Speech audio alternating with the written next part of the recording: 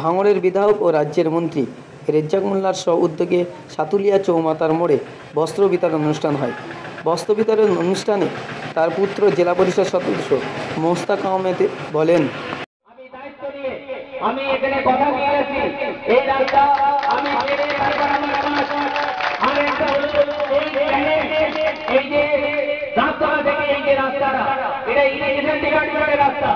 আমি আপনাকে কথা দিয়েছি আপনাদের যে পুজোর পরে প্রথম কাজ হবে ইরিগেশনের রাস্তা ঢালাই করা। আর আপনারা কোনো ভয় পাবেন না, উন্নয়নের সঙ্গে থাকে, মমতা ব্যানার্জির উন্নয়নের সঙ্গে থাকে, অভিষেক বন্দ্যোপাধ্যায়ের উন্নয়নের সঙ্গে থাকে। আমি আপনাদের সঙ্গে আছি, মন্ত্রী মশাই আপনাদের সঙ্গে আছে, ব্লক আধিকারিক আছে, থানার ওসি আছে, কোনো চিন্তা নেই। আমরা সবাই পার্টি এক।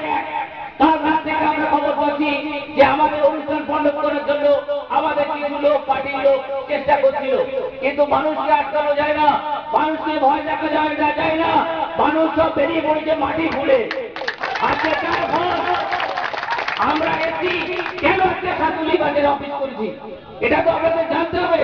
হাতিশালায় আমার অফিস ছিল মানুষের কাজে পরিষেবা দেওয়ার জন্য।